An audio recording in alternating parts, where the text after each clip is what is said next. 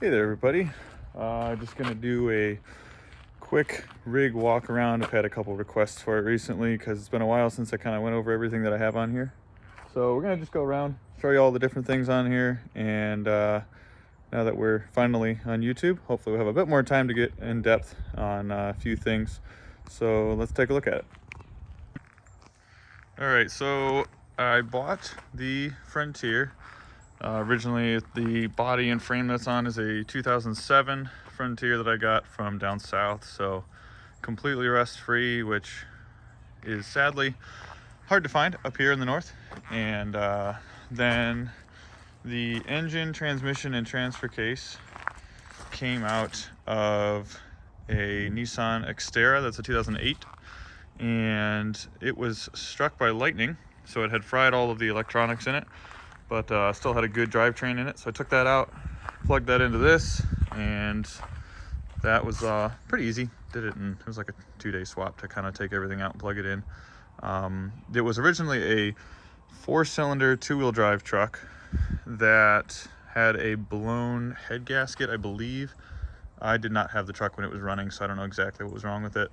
But I took that out, then just put in a 4-liter V6, and then converted it to 4-wheel drive. So we'll kind of go over that in a little bit more detail. Snorkel, just a 3-inch stainless. It's actually exhaust tubing that I use, really thin wall. I think it's 18 gauge exhaust tubing that I welded up. Mirrors are towing mirrors. When I had the canopy on the back, it was a lot easier to see around with some of those because I can pull those out. So those will probably come off, and I'll stick those on my Titan because they fit there as well, I think. And let's throw the smaller mirrors back on this because they're just kind of bulky for driving around the woods. And as we slowly convert this over to more rock crawler level and less overlander level, yeah, the smaller mirrors will work out a little bit better. Bumper is one we made at the shop, running a Zeke 13,000-pound winch with a worn hook that I got from my buddies from the four-wheel drive, or from the off-road podcast. The whole vehicle, front to back, is running Nightlight Amazon LED lights. Yes, Rigid, Baja Designs, all these other companies that make top-of-the-line lights are better. There's no denying that. These work really quite well for the cost, for the kind of wheeling I do. They're plenty bright. I don't need, I'm not a Baja truck racing across the desert, so I don't need the best thing. So on areas like that, I love to save some money and put it into other areas. And for a set of these fog lights that run $20 for 2 of them, they work really darn good for what they are. I try a lot of cheaper aftermarket stuff when I can, just to test it out, see how it works. Tires, these are Prinks High Country MTs. It's a 35 12 and a half. I'm forgetting what I'm running here. 35 12 and a half mud terrain. I've been extremely happy with these. They are, I believe, about $220 shipped per tire on Amazon. And for a 35-inch mud terrain, that's really hard to beat. It's a 10-ply E-wall, 10-ply E-rated sidewall, and they've done really well. I did hit a rock really good on my spare that I have now and sliced the sidewall, but I punctured it pretty good. So, but for the cost of these, gotten a fair amount of miles out of them thus far, and they've been working out really good. Love someday to go to a set Trepadors, just as everybody would probably, but we're gonna run these and see what happens with them. And KMC wheels that are not beadlocks, they are just the lookalikes. I'd love to get beadlocks at some point, but couldn't afford them when I got these. So we're gonna just kind of run these until I have an issue with them, or until we're pulling a bead off too much. Let's go around the outside here. So rock sliders are just some more that I made kind of made them at the shop. They've been smashed all the heck on the bottom.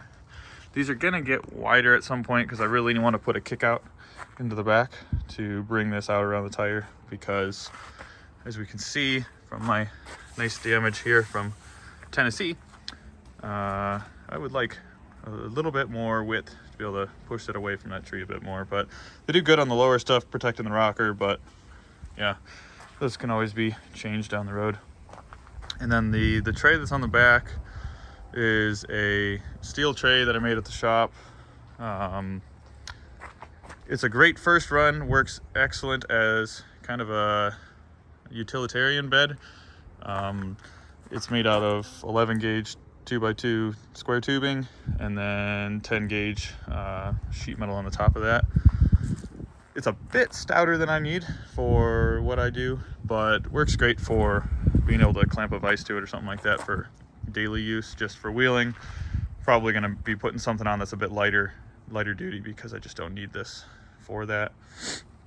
I threw some boxes on the side that do not seal up, don't seal up properly, but just, it's got my air down tool, air up tools, all that kind of stuff in there. Yeah, these did not quite go to plan because I was not able to get them to seal properly due to my latch didn't seal as I was hoping, and then my hinge on where I have my gasket lined up. Everything's a learning process, and we have some learning to do in that area, so we'll keep poking through. Even the tail lights, rear lights, license plate lights, everything is Nylite. I'm not associated with that company at all, but I've just used their stuff and it's cheap and it seems to work well, so that's why I kind of just went with everything from them. Let's see, the rack is also significantly more beefy than it needs to be. I just had the tubing and it was easy to do that, just more 2x2 inch tubing. Then just did some flush mount lights to use on the sides so that I can just light up the campsite a little bit. And then the just a small curved light bar, kind of fits really nice on the front, with some brackets that we made at the shop as well. And the only thing I need to change with this is I still get some glare on the windshield from it because the angle is too close, so I really need to either raise this up, change the angle, or bring it back to get it away from the windshield so I don't have that glare on it. It's not horrible, but definitely could be better. All right, let's take a look at the suspension next, and we'll go over what I have done for that. So suspension wise, we are Titan swapped with the factory lower control arms. We're running Peak shocks from the Nissan Frontier that I modified. The lower mount, pulled it in a little bit, changed the upper a tiny bit just to make it work for my Titan swap. So feels so far so good. With that, I have not had a lot of time to test these, kind of just got them on there, so I will do a much more detailed review of those once I have some time to actually see how they perform. I run in the Rough Country aluminum upper control arm. That's a Titan control arm. It is a greasable ball joint. For anybody who's wondering, you can pop this off of here, and there's a little grease zerk in there. I've been really happy with these. They've worked out really well thus far. Bushings have held up pretty good, and the ball joint's still nice and tight. So yeah, I would definitely suggest those to anybody who's looking for a set of budget-friendly control arms. Then we're also running these, which might be a little bit hard to see, is a bracket that we're coming out with from Leroy Engineering that tucks your wheel speed sensor wire up inside of the knuckle instead of it running on a loop out inside here that's just really prone to getting hit by sticks and everything. That kind of tucks it up out of the way and keeps it up so nothing gets hung up on it. And then I just run it so that the pivot is right up there on the knuckle, or right where the ball joint is, so that it doesn't rip that wire off Works so far so good, again, but as long as that continues to work as we expect, then we'll be releasing those before long. Let's look at skid plates. I'm running a little skid plate right now. That needs to be changed because I want it to be covering up that front diff. They're not really prone to cracking when you hit them, but I want to cover that up as best I can so I don't have that concern of hitting it with a rock. I really want to have it be kind of a full belly pan because then you can go over everything and I'm not worried about cracking stuff and breaking it, and that results in a much happier wheeling day. The rear suspension. All right, so this is an M226 axle out of a Nissan Titan. Put a truss in it, stiffened up the lowers, just kind of reinforced the whole thing because I did have an issue with it bending, and because I was beating the tar out of it, and I wanted to make sure I got that all reinforced, so I kind of finished gusseting it all the way across, added the upper truss, and then also another product we're going to be coming out with is the M226 skid plate. It's kind of one of the prototypes we have on here, just to protect the pinion a little bit, and then also protect the nice sheet metal cover on the diff. So that's still in testing. Also running the Peak external resi shocks on the back, and then added in airbags. So I just kind of put a mount right next to the leaf spring mount. Added a section which I need to paint, obviously, but there's another mount kind of coming off the frame on the top, and I just use those to get it a little bit stiffer in the rear end. If I'm on the road, I'll crank those up a bit, and they're also incredibly convenient for leveling out the truck at a campsite. If I have a rooftop tent on it, super nice to be able to push one of those up, level it out, and make your tent sit flat rather than off to the side.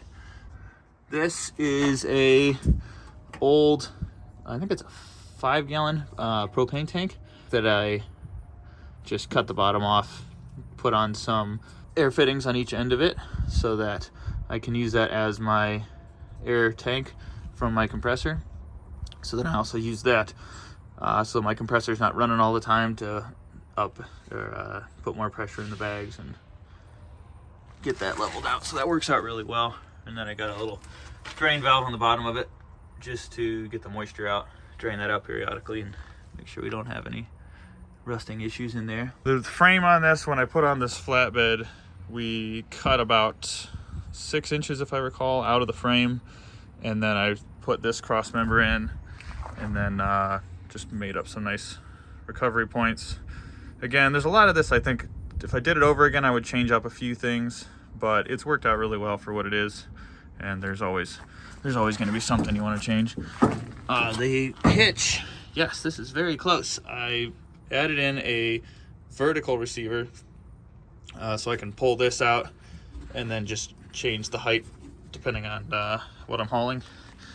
And I don't use it very much, but it's nice to have for when you need it. We also have in here, this is a 5-gallon water tank, just made out of a piece of 8-inch PVC, capped on both ends, and then right here I used a air chuck as the hose so I can fill it and empty it from there. This is my air valve, so I just push this, pressure from the tank, the air tank goes into the water tank, then I have pressurized water. And then just because I could, because we had them sitting around the shop, I threw in some Freightliner horns, which I love to honk at people when they're texting on the freeway. Yeah, those will probably have to go at some point, but it was just for funsies for a while because I had them. So let's take a look at the inside and I'll show you what we got going on in there. All right, so inside the truck, if anyone didn't know this, a marine fire extinguisher, just one that you get from Walmart, fits unbelievably well in the cup holder that the door pocket has. This works on the Frontiers and the Xterras, but it literally just fits in so perfect, and great place to put that. This is actually a seat out of a 1989 Chevy Astro van. It was an LS swapped project that I built. Ended up selling it. But before I sold it, I pulled this seat out of it because it is just the most squishy, comfortable thing you've ever sat in that has surprisingly good bolster support. It also has 2 armrests and is phenomenal for traveling across the country. In the rear here, I have the whole panel. This covers up all of my electronics and my air valves and everything. And then on the lower side, I can flip this up maybe, I have my second battery that runs all of my accessories, and then my subwoofer that is configured in just about the worst possible way, but it works. And for what I do, I'm not really looking for anything top of the line, but that has held up really, really well. Dog sits up on here a lot when we're camping and whatnot, kind of holds her in place so she doesn't flop around too much if we're bumping through the woods. And up here I have a charging port, again, that's also powered off of the auxiliary battery. I use this to charge all our just camera batteries, flashlights, whatever you got. Little tray up here that kind of holds everything in place. Just kind of a central point. I can use that, or people love to borrow it at campsites to charge their phones and all that. A little jump pack in case you ever need it. I like to use, so here's like my winch remote. I put Velcro on the bottom of it and just stick it down, and that holds that in place really well. And I do the same for all this stuff. I just stick Velcro on it, stick it on there, holds it in place so that I don't have to have a special pocket for it anywhere. Kind of keeps it there. Milwaukee battery charger that's run through a inverter. On this side I have a couple of 120 volt outlets for the inverter, and then some more USBs. I pretty much always have 1 or 2 batteries just sitting on this. Both the M12 and the M18, just depending on what you need. For the little chainsaw, impact tools, all that. Super nice to be able to have batteries ready to go on the charger. I'm gonna take these 2 knobs off here, and I'll show you what we got inside. So this, after you take these 2 knobs off, the whole thing folds forward. And this is where I have all of the relays, fuses, air valves, the amp for the subwoofer, all of my pressure sensors for the airbags, compressor, inverter. I also have a fan on the compressor, so if I'm running that for a while, that doesn't overheat on me. That, yes, needs to be cleaned up. It looked so beautiful and perfect when I first did it, and then of course as you add a wire here, wire there, have to fix something here and there, it all of a sudden just turns into a rat's nest. So I really need to just take everything out, reorganize it, get all my wiring back in line, because having it be a mess like this is not what you want when you're trying to diagnose something out in the middle of nowhere. Also have my valves for my air lockers. It's really easy when it's set up like this. If you want to add another light, you want to add power to something, some other device on here, I just run it through these flaps in the back of the cab, normally the exhaust flaps for the interior ventilation. Really easy to just run it through there. Everything on this whole panel is just running off of the auxiliary battery, not off of the car battery. So I can run it until the battery goes completely flat, if that were to happen overnight or something like that. And I still don't have a concern with being able to fire up the truck in the morning and keep going. There's a big solenoid actually under here. We have the auxiliary battery, then I have this solenoid that I use to connect or disconnect the car battery from the auxiliary battery. I just have the solenoid hooked up so that when I turn on the ignition, connects the 2 batteries so that my alternator is charging the auxiliary battery, so that this is charging throughout the day, just as your engine battery would. And then when I disconnect or shut off the ignition, disconnects these, and this is now running as a standalone unit. So I can drain that completely and not worry about getting it to fire up in the morning. And this is it's not 120 volt. I use this just as a 12 volt plug for my refrigerator and everything that I have powering my canopy. Not the right solution for that. I'll change that at some point, but we were out on a trip and that's all I could throw in there in a pinch, so that works for now. Okay, we are inside here. Not too much different from any other Frontier, but we do have the manual transfer case shifter. This is something we've been working on for a long time. Hoping to be coming out with this in the spring. There's a couple of hurdles we've been trying to get over and that are taking a bit longer than we had anticipated, but I'll keep you posted on how that's coming along. But all it is in a nutshell is removing the shifter, that the electronic shift, because it's just so prone to having issues, replacing it with the manual one. I hate electronics. My life motto that I like to live by is that computers will always let you down.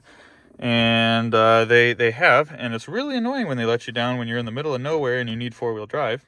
So I try to convert everything to as bulletproof as I can possibly make it, especially for something that you're out, hundreds of miles away from anything and really pushing it to beyond what it should be doing. It's nice to have things be mechanically reliable. We have a Radioddity GMRS radio with just a little stubby antenna out there on the hood, and it's worked out really well. I'm not super involved in radios. I just kind of get something that works and I'm happy with it. So if you want any information on that, you'd be best probably doing your research online, because I'm not real familiar with those. Up on the top here, I have switches, light bar, fog lights, spotlights, left side lights, right side lights, front locker, rear locker. The handicap is the front locker, rear lighting, air compressor, and my air chuck for filling up the tires. Down here, I have my 2 switches for my airbags. Let me actually just put this in here. So this is my pressure in the rear bags. There's no pressure in my air tank right now, but I can lower and raise this depending on where we want the ride to sit or how stiff we want it to be on the road, anything like that. Just have those independently on switches, and then obviously the pressure right there, which is connected to the 2 pressure sensors behind the rear compartment here. I'm going to be changing out the steering wheel. My airbags have pretty much never worked and they flash at me constantly, so I have tried replacing the airbags, the clock springs, the seat sensors, everything I can go through, and I'm just like, you know what, I'm done with those anyway, because I don't want them going off when I don't want them to go off, and real men die without airbags because we're stupid. So I'm going to be putting in an aftermarket steering wheel that's a little bit more ergonomic and probably a little bit smaller as well. So that'll go in. Also thinking about I want to do a cage in it, but trying to decide if I want to do an interior cage or an exo cage. Oh dear. Hazel, come on over here. Hazel. The neighbors are allowed to be there. So we're trying to decide if we want to do an exo cage or an interior roll cage. Both of them have pros and cons. Haven't really decided what I want to do. If you have any thoughts for maybe setups that you have, please let me know what you advise. The suicide door makes it really annoying to do an interior cage, because then you have a big bar right here. It's kind of in the way of everything for your main hoop. But if I do a exo cage, it also means I have a huge gap between, because I can't put a pillar right there on the outside, because then I can't open up my door. And if I run it all the way to the rear, I got a long stretch running my bars from my main hoop all the way up front. Plus, I've just never been a fan of how exo cages look personally. But if that's what it takes, that's what I'll do. But definitely want something to protect me inside and hopefully protect the body of the truck as well. So that's about it. Quite a bit of work has gone into it. If you have any questions about individual components that I'm running, just feel free to throw a question in the comments, or find me on Instagram and send me a direct message, and I'll be more than happy to talk with you about what I have. I'm going to show the canopy in another video on that, just show how that all goes on, and kind of give you a walkthrough on that. But for now, this is just the base truck. Hope you enjoyed it. Let me know if you have any questions, and thanks for watching.